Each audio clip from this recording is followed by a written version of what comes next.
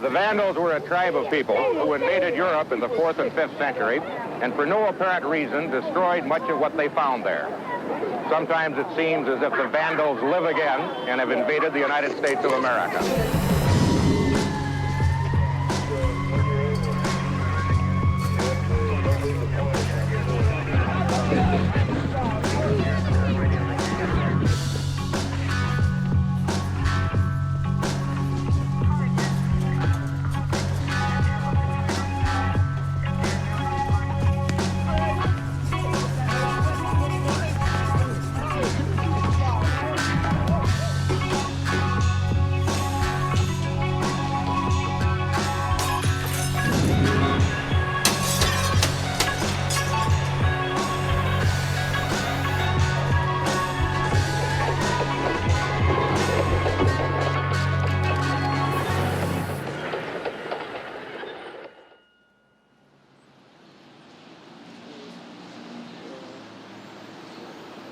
I'm Rocky, and I grew up in Washington Heights, 188, 546, apartment 3.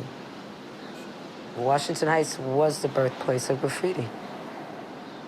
I haven't thought about it. My God, it must be 30-odd years. I have not thought about graffiti. And now, like, everybody wants to know about it. Where did it start? Who did it? And it's like, in a way, maybe the past comes back to haunt you. I don't know. I was a tomboy. I think I put my first tag on a train going downtown to school. And I did it because I could do it, you know? If they could tag, I could tag. It started out as fun. It was something to do besides just sitting on a stoop bored. Washington Heights. This is where the movement kind of started. This is the Mecca. Working class people, mostly cliques of kids, gangs, roaming around having fun. Trying to be the cool kids in the block, the one who could play hooky the most and just see girls and try to get things going. We were young. It was fun. You could be on the basketball team, you could be in a gang, or you could go out here and write on the walls. I can't say politics were involved. We were too young and self-absorbed. For me, it was nothing political. I understand it was the Vietnam War and all that. To me, it was an expression. I thought I was Rocky 184, and I'm doing it. We were not writing to make any political point at all. We were just vandals.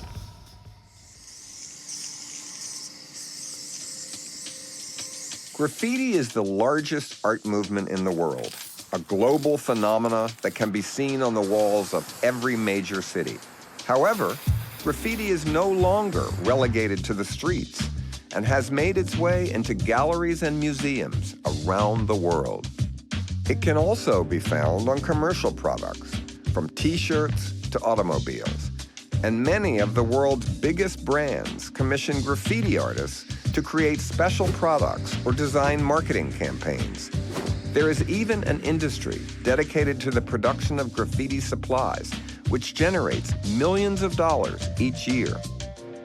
But there was a time before graffiti, a time when marker tags and spray-painted murals did not exist. There was a time when the walls were bare, the tile was clean, and lampposts were just lampposts. Well, these are my tools of the trade, where I first started out with. But these are not the original ones like these. This is from probably 1971, 72, I would say. And I don't have any of my old pilots, but these were the pilots back then. It was only tags and magic markers, that's it. This is one of the first brands we started using, Red Devil. And then they had the wet look paint. And then this is some cheap paint from a store like Home Depot. We used to get these also.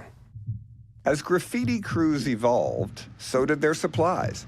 Most of the writers were young and poor, so they acquired their tools by any means necessary. Pearl paint was the mecca where you could get the large markers, the ink, the pilots, the MIDI wides, the Niji wides, and, you know, all sorts of colors. I would buy it, and then if I could, I'd sneak one in my pocket. The way we got the markers and the spray paint was in the usual way. We actually went out and stole that stuff. No, you steal a car, you don't steal a marker.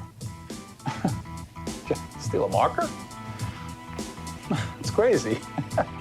In the early days, writers used whatever they could get their hands on, from shoe polish to markers intended for industrial use.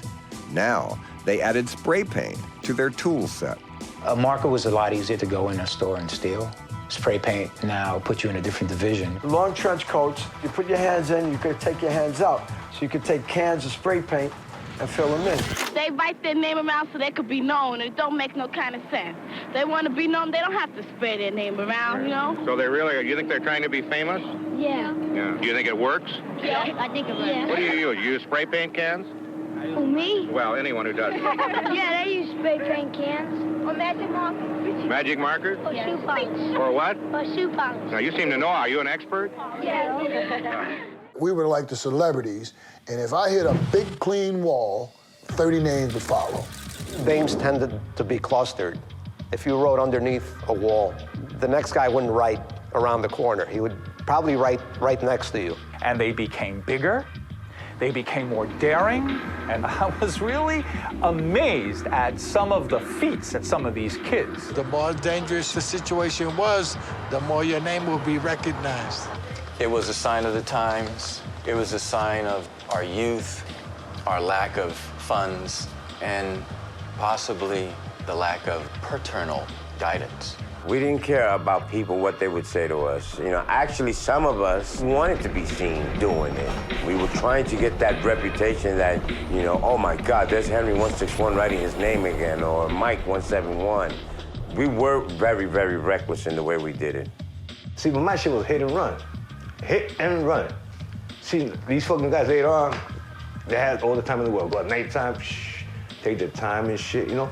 A lot of the times I was hitting this fucking subway, motherfucker be moving, I was hitting the motherfucker, you know what I'm saying? And the girls just pulled this shit out and start tagging from everybody. But I felt that the women that were out there writing, whether it be Eve 62, Barbara 62, Michelle 62, Charmin 65, S-Pat, Rocky 184, you know? They had a lot more balls than a lot of guys had. When I was doing it, I was the only female that I knew about. And as I faded out, Barbara 62 was all over. Her crime partner was Eva 62. You wouldn't see one name without seeing the other. My first impression of other writers and why they were writing and it was getting more popular was like people were angry. We wanted to be known. That's why we wrote our names. Anybody writing in like Marty was here 69 or Joe was here 72. He wanted to be known, he was there. But we did it in a different way. We wrote our street numbers. We didn't really realize that we were developing a style that nobody's ever done before, that would blossom into more graffiti. Seeing numbers behind tags started from the beginning. You see Tacky 183, I started writing Snake 188. It was just as simple as possible where you could read it. I used to write Snake 1, King of all snakes, because there were too many snakes around and I couldn't take it. And one time I went to Snakes 2 train station, 145th Street on number 1 line. We were good friends. We went to junior high school together. But I went to where he lived, and I wrote on his subway wall, Snake 1, King of all snakes. You dig? You got that, George? His name is George. There was a time on the New York subways when, without a newspaper, you could ponder the advertisements. Well, you can still ponder them, but you can hardly read them because of the graffiti covering them. It's even hard to read the graffiti for the graffiti. Now you'd think that with all this effort, something passably important or even beastly was being said, or something clever, as some of the old graffiti comments on life and the world. No. Now it's mostly just an attempt to identify oneself. Code names and numbers, Coco 4, K55, Supercool 223, Sonic 53, Fritz 171, and much of it in inglorious color. Legibility was important, and the thing is, you could throw it up quick. Simple, just black letters, that's it, J-O-E. I wrote Jack Star, and those are just my initials, J-E-C. And the star was just a little squiggly I did at the end. The whole idea, if you had a nice handwriting and they saw your name there, that meant you were there. It was not all about being fancy, and that came later on. Just spread all over the place like a fungus. Bathroom stalls, buses, inside subway cars. Everything was pristine one day, and all of a sudden you see all these names written. You're wondering, who are these people? And the more I saw of it, the more intriguing it became. Graffiti was entertaining for me. When I used to see a clean wall and I had a marker on me, that was like, oh, wow, man. And I would go and start writing my name. The dynamic of writing your name, of doing something that's illegal, of having other people guess who's this person, is one of the many things that attracted me. We noticed that everybody was talking about Friendly Freddy, Fantastic Eddie, Super Goldie. And then me and my guys, we wanted the girls to gush over us as well. At the time, I didn't really think that it was illegal. I thought that it was just fantastic. I felt these people must be just somebody special. We're like movie stars of some of these people. I would see other people tag there and go, oh my God, if my name was up there with their names, man, that would be a great wall. They call themselves writers. I do not recall any of them calling themselves artists. And who are the culprits? Not surprisingly, they're kids, mostly male, mostly around 15 years old, mostly poor, and mostly what psychologists would call neglected. The words are rarely obscene or racial. Mostly it's just Mike this or Coco that, and the numbers are usually the streets on which they live. The first graffiti names, Tacky 183, Filthy Greek, Joe 182nd, Babyface 86, Stitch 1, but Julio 204. The writer in New York who was thought to have started it all was a teenager named Julio 204. Most writers count him as their first influence, but few actually knew him. The first graffiti I remember seeing was a person who marked the bottom of a lamppost. His name was Julio 204. Julio 204, yeah, he definitely hit those lampposts first. Julio came out of the blue. We started seeing about 1967. It was nothing in big size. It was just noticeable because there was nothing else up on the walls. And nobody really knew what it was. We thought something was going to happen on July 20th at 4 o'clock. Then we realized there's a guy going around writing his name and his street number. Julio was a little Colombian guy. He said, yeah, I could put Julio on there, but it's no big deal, so I'm going to make mine more known. So he started putting 204, so the girls or everybody would know who he was. Well, when I kept seeing his name, you know, you hear the mythology of him being perhaps a gang member. And just like a cat marks its, its terrain, Julio was marking his terrain and his people's terrain. See him a lot up in Fort Tryon Park, Washington Heights area. Columbia University marked their C for the football team on this huge rock. We were hanging around there one day, and a friend of mine said, let's climb to the top of this thing. So when I got up to the top there, I saw on a rock, this guy tagged his name, Julio 204. I go, this guy is everywhere. You know, in my own childish way, I was impressed by that. Felt I'd like to get my name everywhere, too. No one knows why Julio 204 stopped writing, or what happened to him after. But by the late 60s, his marker tag had stopped appearing. In the 1960s, America was in a state of social upheaval caused by issues like civil rights and the Vietnam War. Political leaders were being assassinated, and it seemed like everyone's lives were threatened. In the midst of all the chaos, the country's urban youth started to speak up with markers and spray cans. Meanwhile, in Upper Manhattan, in a neighborhood known as Washington Heights, a small community of Greek teenagers picked up where Julio 204 left off. I grew up in between Inwood and Washington Heights. I met Greg, Phil, and Taki because I was affiliated with a Greek Orthodox Youth Association, and we all played basketball together. That's how I met them. So my father was self-educated, and he exposed me to a lot of things.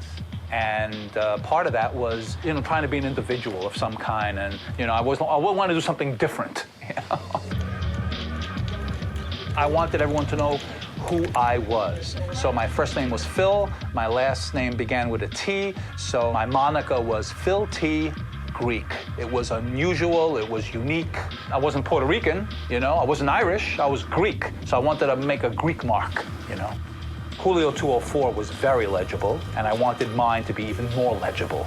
I felt that it was necessary for my name to be in block formation. I didn't want it to be script I wanted them to see it and see that it was done almost mechanically. When Phil started writing in the summer of '68, it made it more personal because all of a sudden we knew who the guy was. It was like an inside thing. I saw Phil T's name, and my friends would ask me, is that you writing that name? And I would take credit for it, even though I wasn't even tagging at the time, because it fit my name so perfectly. And then we just kind of tagged along. Me and Little Phil started doing it too. I didn't like when they started writing because that's my thing, you know? We kind of wanted to be like Phil, you know, in that regard, like with music and graffiti, I guess, even the drugs. I don't remember him being unhappy about it. Certainly he didn't voice it. And what I do remember is how we thought it was pretty cool that we could both write the same name and get twice as much traction for it. He piggybacked on my name, and I didn't like it. But I stopped by then, and Phil started, and he became known as Phil T. Greek, actually. He developed more notoriety. But there's no way you can beat Taki. He was everywhere, you know?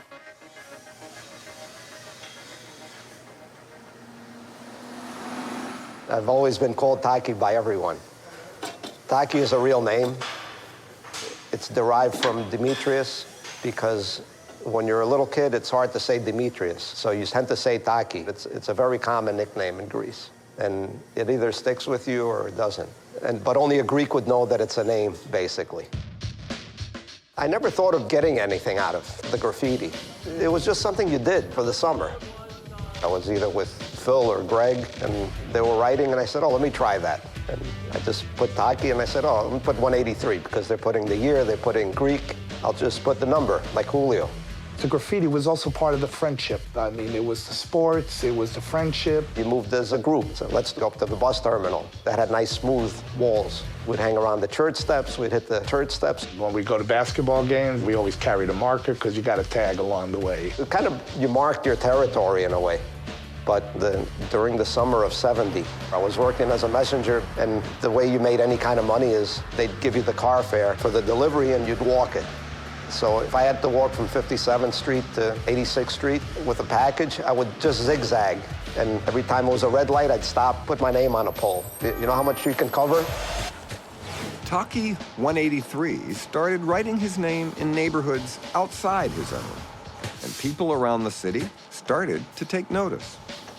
Well, the first graffiti that I noticed and that I admired a lot was Taki 183. Taki was the top dog. Taki took it to the max. I mean, I think this kid lived to write his name. We should start with marker, right? Because Taki 183 started with marker. They had seen him with paint. So, oh, look, no, it's not a bad idea. I didn't start it, but I was just the next step. The boy got up. There's no denying that every place you look, you wouldn't see Taki. All the neighborhoods had not seen graffiti, but especially in a pristine neighborhood, it was much more evident. You could walk 40 blocks and see my name on every pole. Park Avenue, Lexington Avenue, Madison Avenue, Sutton Place, all the cross streets. And it just hit them all. And your name would be there, and people would say, how did you write it and nobody saw him? That was the big mystique of graffiti. Taki was original, and to watch him in action was funny. He had a leather jacket that he liked to wear, and he had a hole in the pocket, and he became good at being able to put his hand in the pocket and tag a door on a train. You know, then he'd walk over to another door and do that one, and you'd never know he did it. Part of the rationale of not thinking you were that destructive is because politicians would put up Nixon tags, and you knew they weren't going to come back and take it off at the end of the campaign. So I said, if they can do it, I can do it. My parents thought it was pretty terrible that I was writing everywhere, but then I think they got the joke of it, that they knew who I was, but nobody else knew who I was. Taki 183 became an urban legend and remained a mystery to the public at large until an enterprising reporter from the New York Times tracked him down. In early '71, I was impressed by an article in the New York Times about Taki 183 being the first of a new type of graffiti writer. Taki 183 spawns pen pals. When this was published, we really saw that it was becoming a citywide news, and it was a good story for a slow news day. The Taki article gave what we were doing credibility, because now we knew we were being noticed. I didn't have any hesitation about speaking to the Times because basically it was all a goof to begin with. And over here you got this legitimate paper interviewing you. You know, they interview Kissinger and they're interviewing me. You know, how ridiculous can it get? When I read that article, I was writing, but I just thought, wow, they blew him up, yo! I'm gonna do this more, you know, because I wanted to get an article. I don't remember seeing any article about Tacky in any newspaper back then in those days. All I remember about Tacky was a commercial they used to show on TV. And it was filmed inside the Statue of Liberty. And they would show the persons walking up the stairs inside the Statue of Liberty, and as they were walking by, you see the name Tacky 183. The Statue of Liberty commercial was a result of editing. Actually, that was at the A-train station, I think on 181st, with the long steps. Whoever made the commercial filmed the family with my name in the background. I have to hand it to this guy. He gave me so much publicity. When I was photographing graffiti in New York, Tacky was already a legend. After Tacky was everywhere, there was an explosion of taggers. Summer '71, they interviewed me for Interview magazine, Andy Warhol's magazine, which was pretty cool. They told me to come down and meet Andy Warhol. I said, you know, I got no time for this guy. Tacky 183 was the face of the graffiti movement in New York. But just 100 miles to the south, Philadelphia had its own star.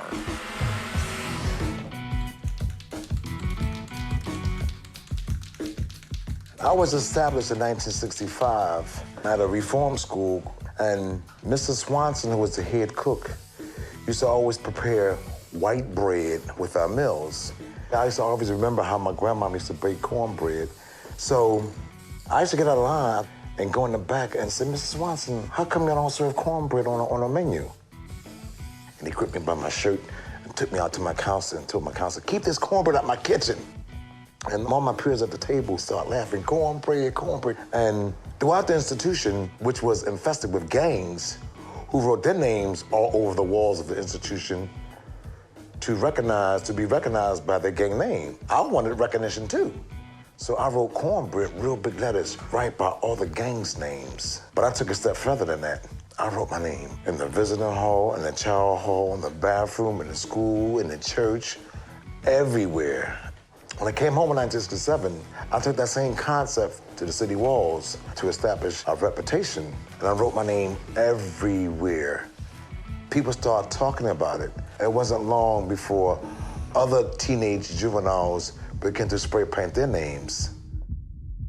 In North Philly, cornbread was joined by the likes of Titty and Dr. Cool, while in West Philly, there were writers such as Chewy, Cool Earl, and Cool Klepto Kid.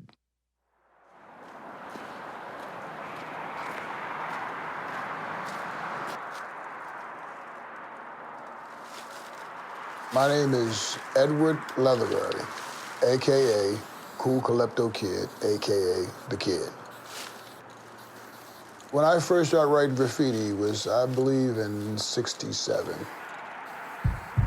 Small tags with magic markers, and it escalated into spray paint. It started out as a small band of us that hung together, and that was myself, Cool Earl, Chewy. We came from the hood, so to speak, the ghetto, you know, rat, roach-infested areas, people not having very much. And we went out and pretty much put our names out, and it was like, we're here. Well, one particular day, Chewy, Kid, and myself and a few other guys was writing on the L's in Philadelphia, and Eddie decided to write his name on the L's. He wrote Kid. And I'm sitting on the L in the seat, and I'm looking at him write Kid, and I'm thinking, well, get me, write my name up there. And to my surprise, instead of just writing Earl, he wrote Cool Earl. So Kid was the first person that wrote Cool Earl for me. I chose to use my real name, but because of that little art flair in me, I knew I could come up with something special. So, you know, and to this day, there's only one dude I know that could really do it like me, and that was my man, Joe Cool. I got the name Joe Cool from the cartoon character Snoopy. When I turned 13, my parents sent me to karate school. And, you know, at first they used to tease me and call me Karate Kid and stuff like that. And as time went on, you know, I couldn't shake it. And here I am now and still can't shake it. I have people right now, that they don't know my name. It was just more of a vandal type thing. We were just on the subway writing on the cardboard advertisement, like a Zorro type of insignia. We were going over South Philly, North Philly. We was going all over the place. Everybody wanted to be cool just like us. Everywhere. I see this guy's name. I said, how did they do that? How did they get it here? How did they get up there? We were just having fun. You know, cops chased us, they couldn't catch us. You know, it was a cat and mouse type thing. You know, when we were hitting and they'd pull over and jump out and try to catch us, all of us were pretty fast, and, you know, we was having fun. We went on excursions at night in the bus terminals when we thought that no one would see us, and we hit every bus we could hit. I used to live with my aunt, and my aunt used to tell me, look, if you're not in the house by 9 o'clock, you gotta sleep in the hallway. Every night we would go out and write, and I never got home at 9 o'clock, so I slept in the hallway a many night. We didn't want to be a part of gangs. That's why we broke off into different clubs. Delta Phi Soul, Cornbread was a part of North Philly, and in West Philly, me and Cool Klepto Kid was a part of Club Odigma Experience, meaning cool experience. Writers from both sides of town belonged to crews modeled after fraternities with names like Phi Odigma Experience and Delta Phi Soul. The crew's main focus was to throw parties at social clubs, so it was only a matter of time until both groups of graffiti writers met. Let's say we would hit a wall, a clean wall, and we'd come back at a later date, and Cornbread and his crew would have hit that wall. So we started leaving messages, you know, and finally we did connect. We met at a dance hall, Shanahan on Lancaster Avenue. West Philly used to fight North Philly, so we knew that was gonna be some trouble outside when we went to North Philly. So I seen Cool Earl on a cool cap. So I told him, I said, Cool Earl. He said, what's up, man? I said, what's up, Cool Earl? He said, yeah, what's up with you? Who are you? I said, I'm Cornbread. He said, no, you ain't Cornbread. I put up my marker. I got the felt whip and I went straight to the wall, Cornbread. And he just says, hello, Chewy, Bobby. He started calling the whole gang. Here go Cornbread. And then just hugging me. We recognized each other by reputation. And we introduced ourselves, and it was like, you know, it was great. You know, finally I meet Cornbread and Teddy and Dr. Cool and Took. But when we met, it was just, let's go tag some walls together. You know, that set the party a tone. With North Philly and West Philly writers united, graffiti in Philadelphia spread like wildfire, and the media picked up the story. I think the name that got me the most was Cornbread, because it was so unique. It said so many different things, you know. All of us had good names, but, you know, Cornbread just was an easy name to stick in your mind and easy to remember. And the more we got into it, the more publicity we kept getting. There were some imposters during that period also. So I'm going to work one day. I got a job at Nabisco Bacon Factory. And I open up the newspapers and I read about my own death. The fantastic career of one of Philadelphia's best-known graffiti artists came to a violent end Sunday outside a hotel and bar. My reputation is going to this guy's grave. I had to do something to let the public know that I still exist. So I had pondered countless possibilities and came to the conclusion to spray paint my name on a live elephant at the Philadelphia Zoo. I went to the zoo, spray paint in hand, came over the fence, and came to his pit. I walked up to the elephant, and I wrote, Cornbread lives. I got locked up that day. When the police officers learned that I was in custody, all the cops started coming to my cell asking me for an autograph. My name rang like Jesus Christ. They talked about that in the newspapers, and it just blew out of context. Cornbread, he's the most famous it was. This guy name on elephants and stuff like this, you know, and that's pretty bold. You're gonna go to the zoo and write your name on an elephant. You know, because again, we were always trying to find the wildest things you could possibly find that would get the attention of other people, you know. And, you know, this, of course, this was really wild. I mean, this is off the chart to go over a fence and spray paint an elephant. Vandalism is one of our country's biggest problems today.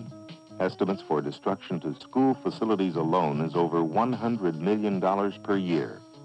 And counting all acts of vandalism to public and private property, some experts push the figure to over $1 billion every year. Of course, $1 billion is only money.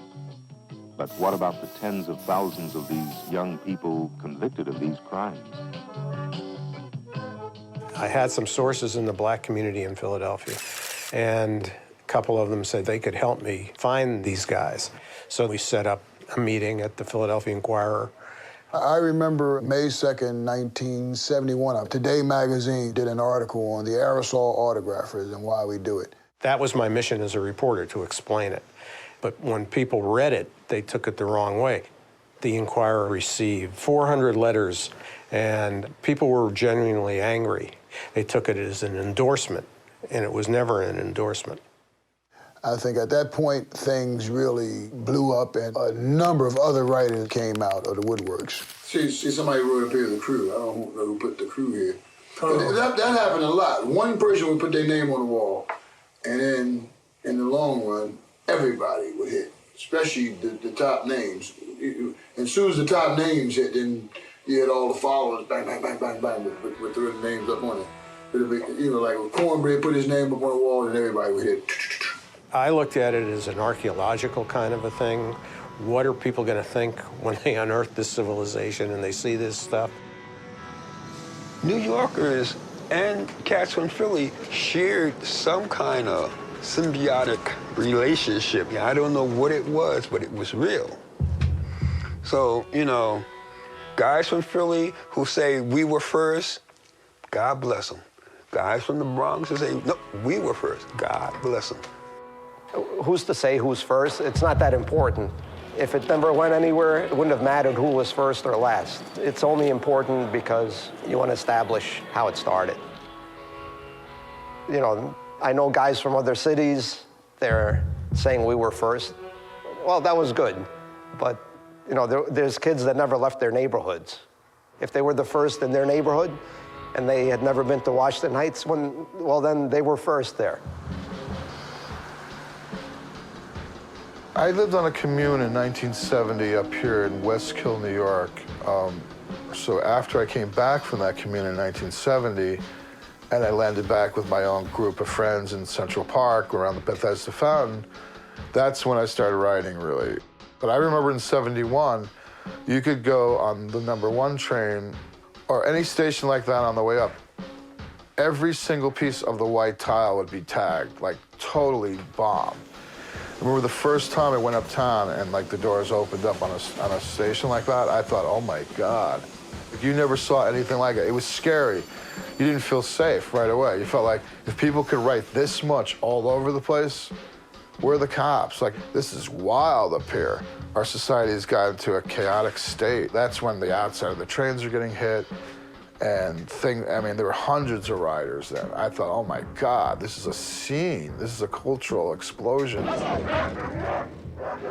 A dramatic scenario staged by the MTA shows what could happen to a graffiti artist as he decorates a subway car. The trainer said the guard dog, handled by a private detective, is programmed to attack on command and stop on command, but not to kill. Even the threat of violent death has failed to keep graffiti artists out of subway yards and tunnels. At least one death by fire in the past year, 1 by decapitation, and 2 by electrocution on the 3rd rail.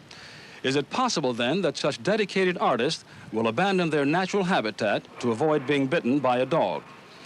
For News Center 4, Bob Teague.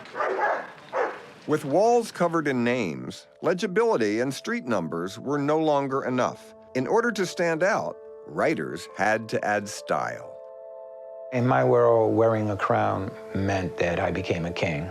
As we started adding crowns and bubbles and squiggly lines, it became even more entertaining, more fascinating for me. And I kept trying so hard, but I could never come up. Like, I couldn't bring my skills up. And SJK, you know, Mike, 171, these guys were like, in my eyes, they were artists. And I couldn't bring myself to that level because my level of art was taking a 45 apart and putting it back together while I'm blindfolded. That was my art. That's it. That's the old Henry 161. Writers all around the city started to embellish their names with arrows, stars, and even characters. You know, style didn't become an issue until like end of 1970, 71. Then all of a sudden it became who had the best style, who got this, who did this, I might blow up. Everybody had their own unique style, you know, just like a signature on a check or something. After I started writing my name, I started putting designs around it because I kind of like these things. I used to put like a little flower on top of it and the peace sign underneath mine. First it started with just eyebrows. And then if Earl hit on a wall next to me, I would draw eyes like I was looking over at Earl. It was an art form that I got your back. I'm watching you. I definitely started the eyeballs. The stars on the side. And I may have started the eyebrows. I'm not really sure. I don't want to take credit for something that I really didn't do, but I really do believe that I may have started that. Yeah, I did invent the crown, and then other people tried to portray that and make their own crowns, but there wasn't the same. I was the one who first started. Babyface 86 that was the crown. You know, some other person saying it was him, but nah, he lied. Cornbread started hitting Cornbread, king of the walls, and started putting the crown up, and everybody started following suit. So no question Cornbread started the crown, to my knowledge. Commissioner, what part of your manpower and how much of your budget is devoted to cleaning up after vandals? Well, the direct cost of vandalism, we figure at about $1,100,000 a year.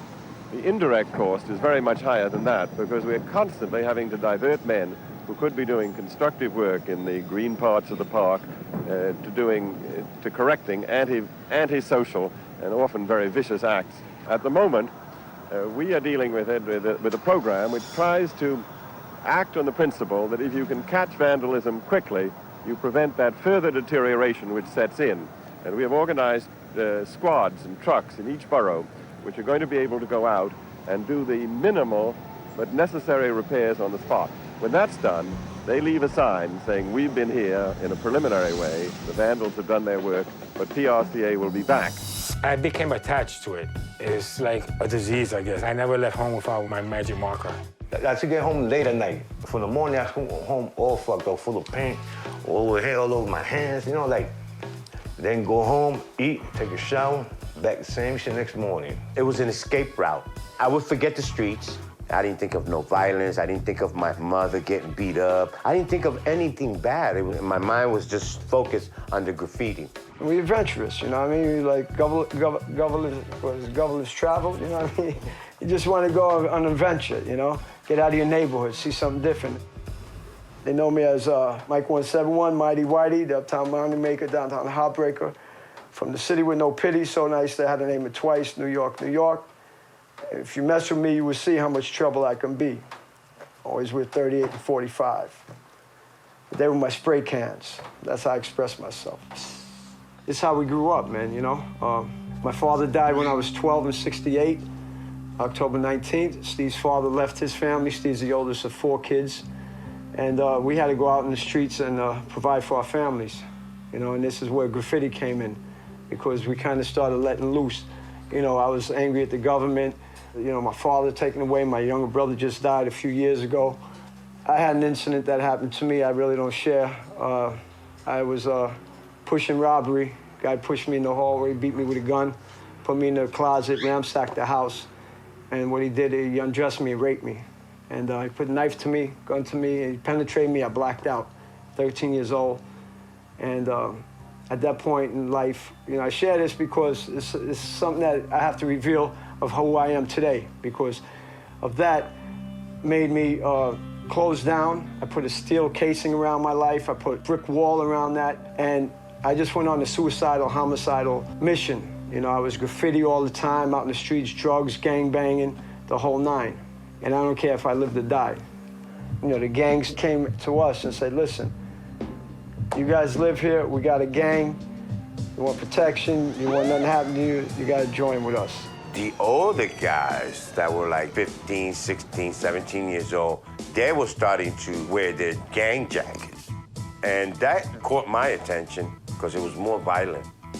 And I liked it, the violence, more than I did the graffiti. So I started being a gangster, but a graffiti gangster with my jacket. The new gangs were more vicious than ever and heavily armed. Most writers wanted to avoid them, but others were ready to join. They tried to take over one of my division, but they didn't quite make it, and we killed 2 of their guys. They tried to burn down my clubhouse. We killed 2 of their guys. And 5 of their guys rolled up on one of the savage nomads. You know what he told them? Oh, we're going to give you hell, baby. We're going to give you hell. And they didn't even kill him. That time, we had this little group called the Latin Lords. It was me, Babyface, a cousin of mine from the Bronx, a couple other brothers, though, you know? He told me, why don't you guys become savage? No, I said, bet. So I see a Babyface, let's become savage nomads, and we became savage nomads. This was the beginning, you see? We did a new club. Then after we got established, for you to join the club, you gotta go through no different shit, though. Get initiated, get your ass kicked, and whatever, though. I was affiliated with the Halifax Sisters. It was a group of girls, and we would hang out, and a lot of times we go to 104th Street, and we get together with the Savage Nomads. It was a good time back then with the gangs. Back then, you'd get into your fights, you'd have your stabbings, fighting with the chains, fighting with bottles, and then the next thing you know, a month down the road, you guys are friends again. When I was kidnapped by the Jolly Stompers, I was DJing a party, and they came to the party with guns and knives and took me to the headquarters, made me sign a treaty to join them. Back then, the initiation for the gang that I was going to get into, the Galaxies, was 10 whacks with a garrison belt, Army garrison belt, and 10 people would take 1 shot each at your ass with your pants down. But in my case, I didn't have to do that because the night before the initiation, I went out to a school dance with K161. And we had to take the girls to 125th Street where they lived in the projects. And we got approached by some gangsters called the Black Spades. And even though we didn't have jackets, they still wanted to beat on us. And one of them grabbed an antenna and swiped it across my face. So the next day, when I went for my initiation, I had to get walked into the clubhouse because my face, my eyeballs were too swollen and I couldn't see. So my friends that walked me into the clubhouse to get my initiation, after they seen me, the president of the gang said, oh, no, it's okay. Henry doesn't need to be initiated. He got his initiation last night. Just like we'll never know if New York City or Philadelphia was first with graffiti, we'll also never know which had gangs first. What we do know is the effect the rise of the gangs had on wall writing in each city. 69 up into the 70s was really the hard gang era. The drugs swept through the neighborhoods like a plague. And it was the heroin, and all this social activity went to the wayside. A whole lot of my good friends started dying. Philadelphia was like Vietnam. The gangs was so bad. It's a wonder I'm still alive. A lot of guys that I grew up with are dead or in jail. Certain neighborhoods you couldn't even write in because the gangsters didn't want you to write in their neighborhood. Gangs only wrote on walls in their turf to identify their turf. That's one thing I didn't mess around with. I never put no gang stuff on the walls. See, because that was trouble. You ask for trouble when you write gang stuff up there. You run up on a gang, and then you get in trouble. You know, you write gang stuff. We got in trouble. Remember, we got in trouble. We was on 60th Market. One day when the moon was chasing us. Talking about we heard you wrote your name on our turf and all that. Yeah. Man, I told him, remember, I said, I wrote my name in a whole lot of turfs. One thing I didn't back down from. But I knew when you get out of Dodge and things got crazy because you knew most of the time a knife or a gun was coming out. I could sense it's time to go. Writers who were also gang members faced the difficulty of a dual life. This is our area, Young Galaxy's area. This is our territory. we still were gang-oriented, even though we were doing the graffiti.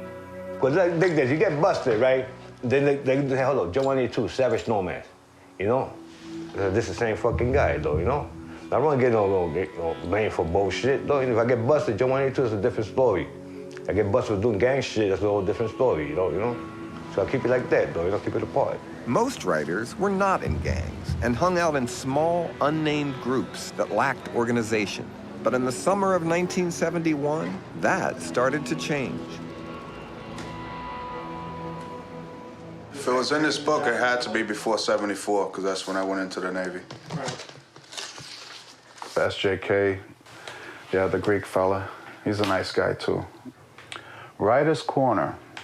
It's a very interesting corner, that Writer's Corner. That corner right there is where Snake One used to live, my nephew. My sister had an apartment there. Writer's Corner was a corner that was developed, I believe, by Snake One and Stitch One. Stitch One is the one who invented Writer's Corner because his girlfriend used to live about maybe 50 feet away from the corner. Before it was Writer's Corner, it was Stitch and Rocky's Corner.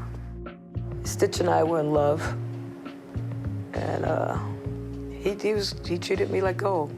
His parents, I go over there, it was like Christmas anytime I went over there. They treated me really well. There's where my father had a problem. He wasn't very fond of Stitch. Stitch One was the tough guy, the master at arms of the group. He would take care of us. Anybody messed with us, Stitch took care of them.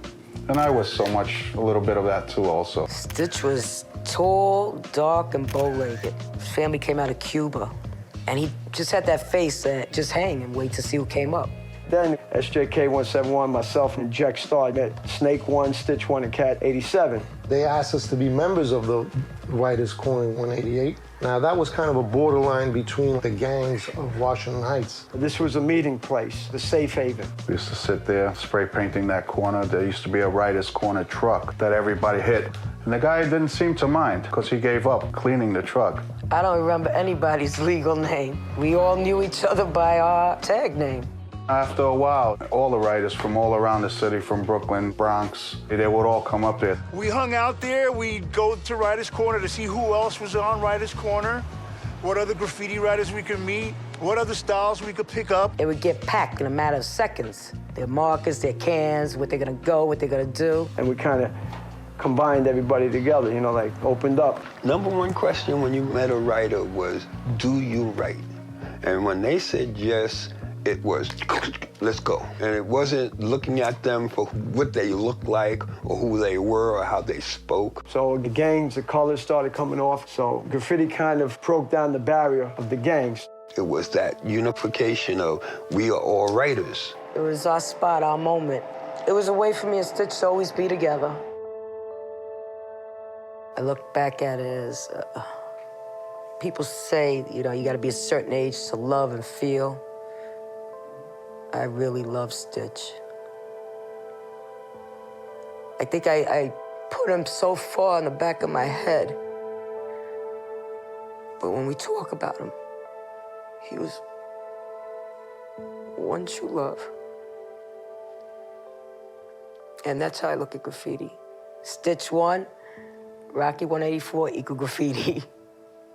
That's how I look at it. Writer's Corner was the hangout spot in Manhattan. But across the Brooklyn Bridge, writers Friendly Freddy, Fantastic Eddie, Super Goldie, Flowers Dice, and Undertaker Ash, as well as the gang The Vanguards, developed a local style, complete with loopy letters and lots of flair. The Brooklyn writers that I experienced seeing the most, and it was mainly because I took several trips down to Brooklyn, but like Flowers Dice, Undertaker Ash, and their styles were so much more unique that it sort of created a need to go back to Brooklyn more often to see what was happening. The best I can remember Flowers Dice as being something like that. It was fairly simple because they were very, very early. I just remember him looping the F a bit. and, you know, Friendly Freddy with a bit of a flourish, but not, you know, like the subsequent Brooklyn style. You know, because Brooklyn style was always very fancy. For example, you can do a simple end like this, or you could do the, I think, the Knoll end like that, or the Vanguard fancy Brooklyn style end. The style changing from straight letters to script, if you will, or designing was an evolutionary process, I would say. Sometimes you had to write quicker, faster. You start incorporating art into it. Personally, I loved the Brooklyn style. It had much more flourish to it and pizzazz than any other before and since, other than maybe the Philadelphia guys. There are no 120s or 161s or anything like that in Brooklyn. You know, all the streets have names, and I think it's perhaps a more individualistic place than some of the others. Undertaker Ash is a good friend of mine. Been a friend of mine for almost 40 years. And at one point in time in Brooklyn, and if you ask real people who have real memories, Undertaker Ash was everywhere and probably was the #1 graffiti writer in New York City. My name is Undertaker Ash. It's my tag name. I started writing from 1969 to 1970. Everyone wanted a tag name that's original, so I always look at the Undertaker as a very mystical person. And, you know, he never dies in the movie. He's always the last guy in the movie to leave. So I said, well, I'm going to use that name, The Undertaker.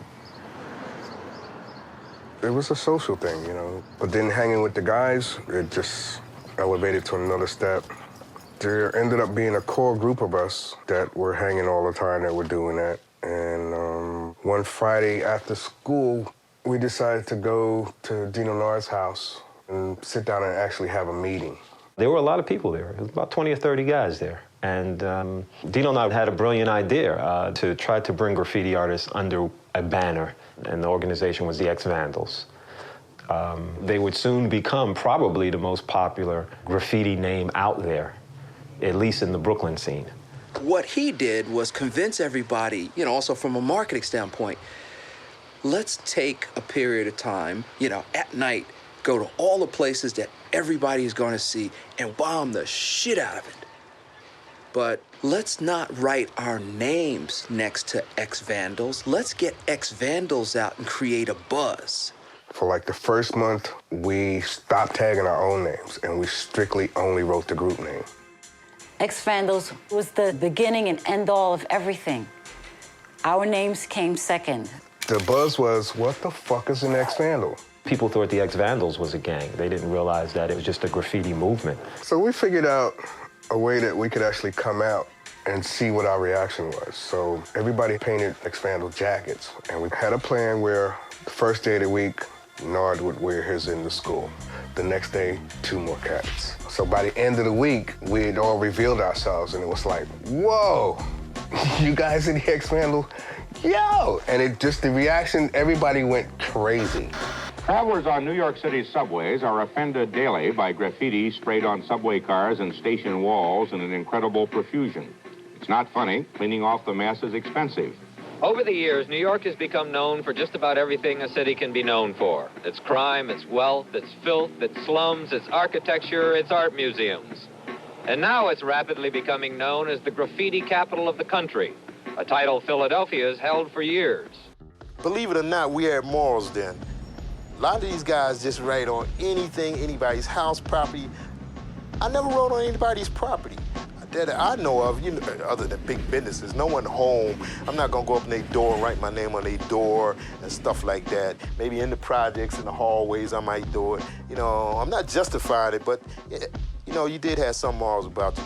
Some guys did, some of them didn't care. They write on your dog if it come by them. They don't care, you know, because that dog go to walk from here to there and they'll see, somebody will see that name. We used to want to get in the paper. So what would happen, we used to call, you know, the paper and let them know that we were going to give it up. So what we would do was, you know, they would arrange a meeting and we would come down there and we would turn over our spray paint cans and tell them that we retire. You know, that's it, we wasn't writing no more. And it would be in the paper the next day. But just as soon as we left out of there, we started writing again. I mean, we never quit. I mean, it was just a thing where we just wanted to get in the paper. Purists say this explosion is not clever graffiti, just childish and ugly scrawl. Whatever it is, street art or vandalism, it's costing millions to rub it off. I do remember this bubbling anger in Philadelphia at so many things. There was anger at the police. There was anger at the police commissioner. There was a tremendous amount of violence.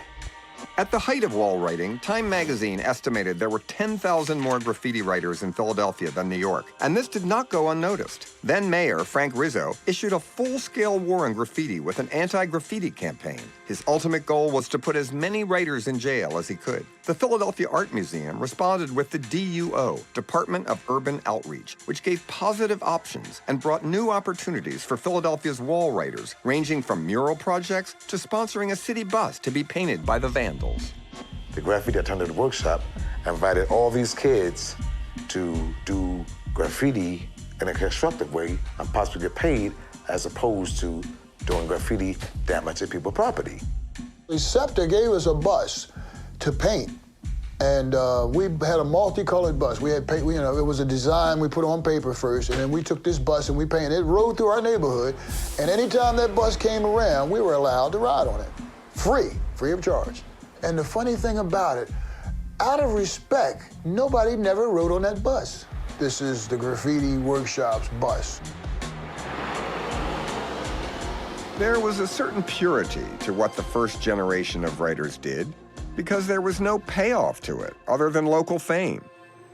That changed in 1972. What happened was, we're hanging out at 174th and Fort Washington. And we're hanging out on the wall. There's this big wall that we used to sit on, and the entrance to the park was like in the middle.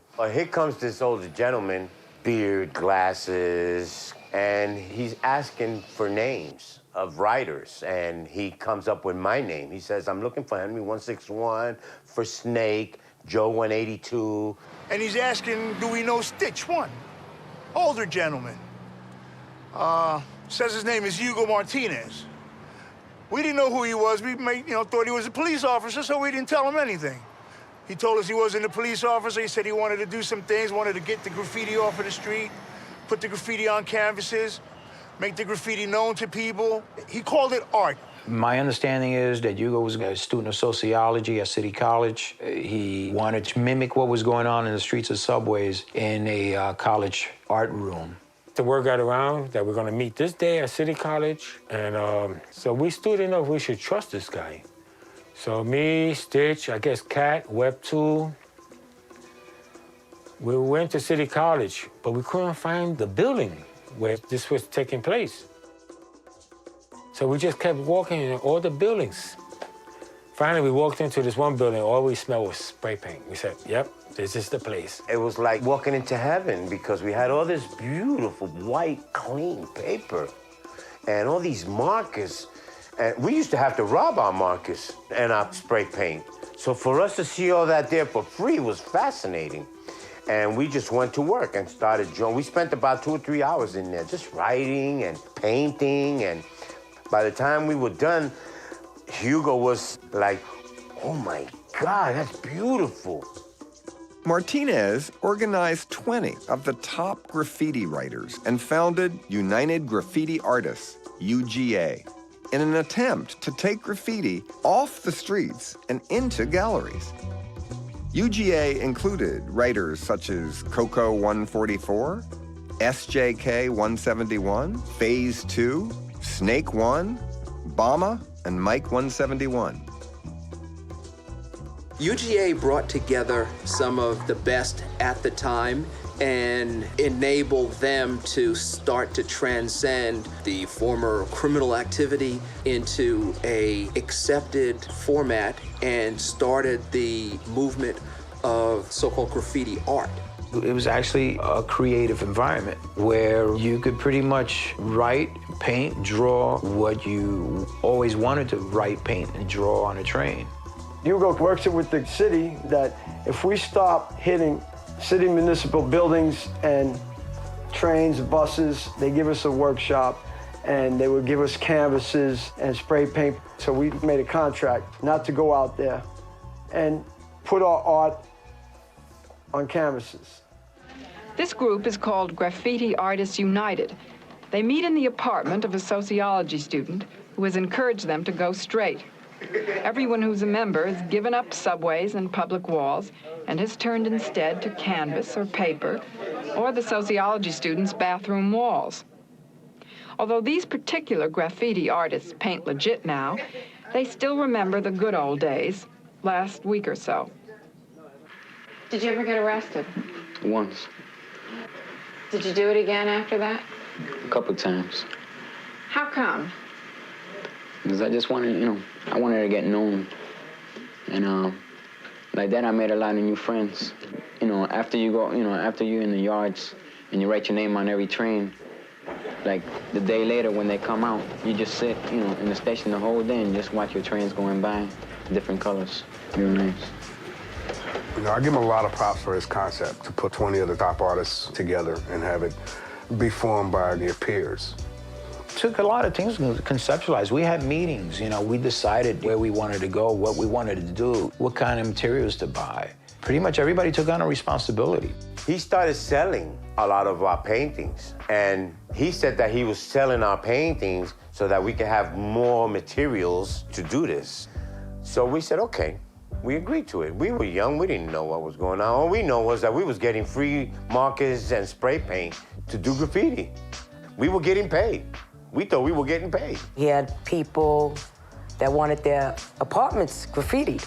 But I don't mean people from the Heights. I mean people from downtown, Park Avenue, Fifth Avenue. People inviting us just to write on their walls and stuff while everyone's partying.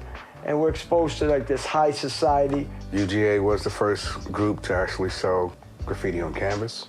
UGA is what ground broke the writing culture into the art world. Bill Hart from the Razor Gallery walked up and handed me a check. And I went, what? How much do you get? He goes, I got mine. I said, oh, this is mine? Thank you. When we did the Joffrey Ballet, here I'm a kid, I'm 15, 16 years old, I'm getting a standing ovation in the city center in New York City. I never imagined this was gonna happen. And how good it made me feel about myself and how good it made everybody else that participated in it feel. I can't even explain it in words, man. It was just living it was grand. UGA introduced graffiti to the world at large, and it was a positive experience for many of the writers involved. Some, however, have different opinions. Hugo capitalized. Nobody cared about the money, but you talk about people that we need money. We're getting older, we want to do things. So yeah, he caught your ear, caught your eye, the green, and I feel he sold a lot of pipe dreams. Hugo wasn't promoting them, the writers. Hugo was promoting Hugo. But after you're doing galleries, you're doing shows, money's coming in, and we're not seeing a penny. Red lights go up, the flares go up, He's not the one out there spray painting. He's not the one spending the whole night up in the yard getting paint on you. Then we come back all soaked and peeling shit up for hours off our hands and faces and changing our clothes, you know what I mean? We're the foot soldiers that did all this stuff. And he comes over and becomes a glory hound, and he wants it all for himself. And, in New York, it don't go that way. So one day we confronted Hugo. We brought some of the guys, me, Henry 161, a few other guys. We bum rushed inside and we just tore the place up. I told Hugo, you got our money, what are you doing, blah, blah, blah. You come in our neighborhood, and you do this to us, you can't do that. We're not allowing this. While everybody was trashing the place, I was trashing Hugo, because I didn't care about none of the materials. All I wanted was to crack his head, and I really did. Good, too. Henry 161, myself, Joe, these guys came with bats, chains, stickball bats, stuff like that. They went upside Hugo's head, and a couple of the other guys that stood in the way. Yeah, I feel graffiti lost a lot of its purity with Hugo, yeah. People were, saddened, and, everybody just broke away. No matter what the writers' experiences were, UGA changed graffiti forever. It marked the beginning of a multi-million-dollar industry, but as some would say, the end of graffiti's innocence. Remember Kilroy, the peripatetic GI of World War II who was always there? Well, he's not here now. And anyway, he never made his mark with the graffiti experts of today. That's because he didn't have a spray paint can and a felt-tip pen. For these are the real villains of the graffiti explosion. Quick and easy to use, and difficult to erase. It occurred to us to interview some of these people, those who leave their marks. But that would be giving them too much of the recognition they seek. They have their medium, and their medium is perhaps the message. A callous disregard for society in a vain attempt to be somebody. Moments like New Yorker Magazine are key because cats were only getting props from other writers and the people in their neighborhoods who knew what the deal was. The minute it came out in the magazine, it was like media coverage. And that took an awareness to a whole nother level and gave the press that much more juice, and it became a whole nother ballgame after that. The fame and the article, and once the newspaper and television picked it up, really hurt the graffiti, because then everybody started doing it and it got out of hand. Graffiti is a fancy word for an old custom, writing things on walls. The thing that really made me crazy is when they made Turk 182, the movie. It was like, you know, the guy just said, let's call it Turk 182. I mean, he had to base it on me, the name. Obviously, the movie wasn't based on me. 3 weeks ago, he hit the Battery Park. A week later, the Super Train. Now it's everywhere. I remember the movie Turk 182, and right away I thought of Taki, you know. And I haven't seen Taki in years, but right away I went right to Taki. When Turk 182 came out, everybody said, they're using your name. I want to talk to you, Turk. Because it was a subliminal thing. People were reading Turk 182, but they were seeing Taki 183. I called up Taki when the movie Turk 182 came out, and I asked him, did you consult or did you get any money on it or something? He goes, no. I go, okay, whatever. We just laughed about it. Although Taki could laugh at a Hollywood movie stealing his name and inadvertently bringing him even more fame, not everyone else was willing to take the commercialization of graffiti so lightly. The graffiti changed once that dollar figure came in, Joffrey Ballet, and the first painting was sold. It took the purity of what we were doing out of it, because there was no value. It was priceless. It was like a Mona Lisa. You know, this was our work. This was from our hearts. This was our souls. This is the life we were living, the hardship that I just shared with you guys. I think if they names in the newspapers, maybe they would stop doing it. You mean maybe we even shouldn't be here? No, like y'all throw when they spray their name, they want it to be shown on the newspaper. So y'all show it and they get what they want. But if y'all won't show it on the papers no more, they won't do it because they know it ain't gonna get around. Although we'll never know if Philadelphia or New York started graffiti, it should come as no surprise that they both experienced the bittersweet end of wall writing's innocence. The ideas that appealed to the first generation of writers to start writing in the first place would ironically be the same ideas to sway the wall writers as their opinions toward graffiti began to shift. By 1972, I had stopped writing. There was nothing else to do. I was a writer of convenience. If I was there and it was easy, I would do it. But it was never important to compete. You know, I didn't want to start hanging off bridges and going into train yards. Just like I never considered myself an artist. At some point, the guys that were doing it, they have such fancy stuff and they're switching nozzles on cans to get different effects. That was like over my head. The fact that graffiti has become a multi-million-dollar industry to me is absolutely insane. The commercialization of anything and everything is a particularly American phenomenon, so I'm not surprised about it. There is nothing that America as a country hasn't commercialized. And seeing as that I never made a dime selling any canvas to anyone, I have always been a tagger, wall writer, and agree that if you want to do this kind of stuff, I wouldn't say break the law, but if you want to throw something up on a wall and appreciate it for what it does to that wall, that's the essence of it. You're not tailoring what you do to satisfy a specific audience that's external to yourself. What we did as kids had nothing to do with anyone outside of our world. We were just being us. which ended up starting this movement, which is now a culture. Graffiti just wasn't just writing your name. Graffiti was an expression of how you dressed, how you danced, and how you reacted with the youth around you. If you think about this art form from 1969 to 1972, all the major innovations happened in those few years because it went from simple marker hits to massive spray paint extravaganzas. It all adds up to one big story. We were just, didn't have anything to do at the time. You know, sports, if you weren't good at it, if you weren't involved in the gang, you didn't have anything else to do. Let's go ride on the subway.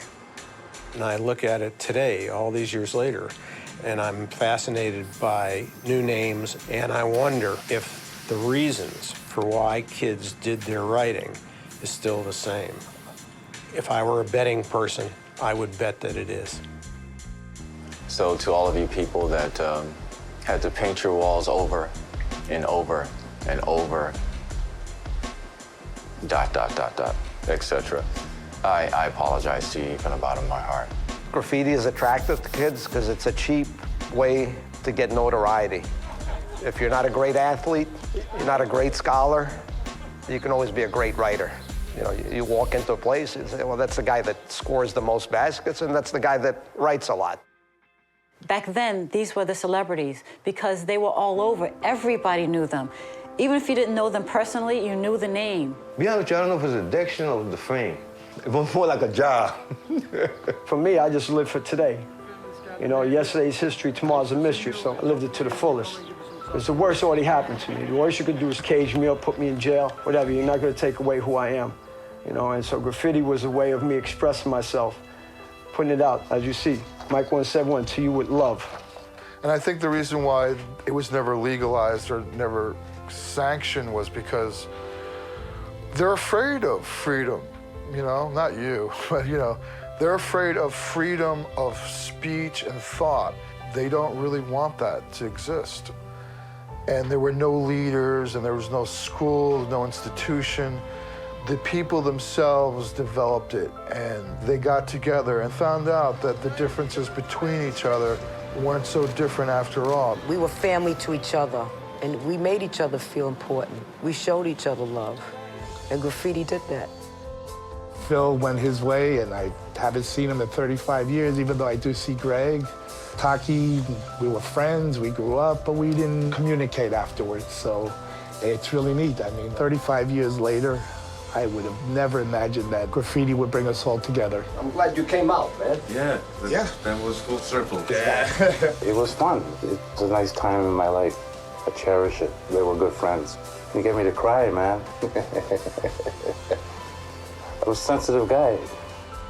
I'm glad that at least it spawned artists. That, to me, I sort of like that. And once everybody's doing something, you're nobody, you know. Even if you say, oh, I was the first one, people are like, so what? Somebody's doing it bigger and better, and you're no longer a celebrity. I had a great time with it. And I'm proud to say I was an originator. I was, the first ones to do it there. Yeah, I made my mark, and I did something new. We were crying out to notice me, you know. Here I am, the kid. Stop the world, let me off, you know. Cool Earl is love, you know, cornbread, king of the wall. I had put my time in, I established my reputation, I did things that no other writer's going to do. So my time had expired, my time is over, it's over for me. I've been called a legend in my own time, so you can't get much better than that. How many guys get called legends? That's pretty cool. I guess you can't get better than that.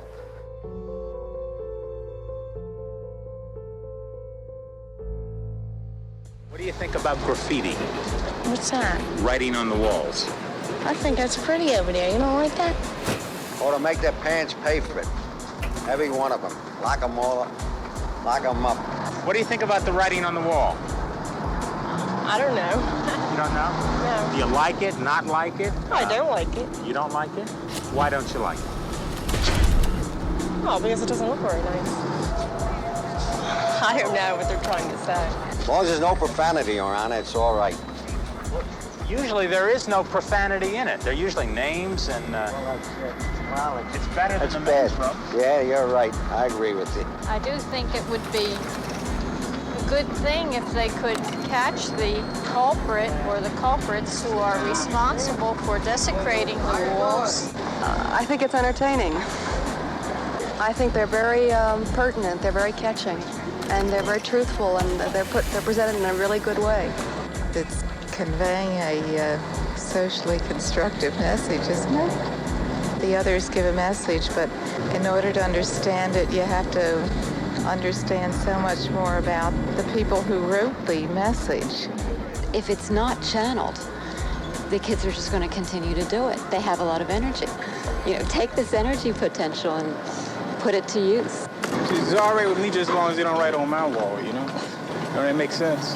It does make a lot of sense. I'm telling you. I think that's the crux to the problem.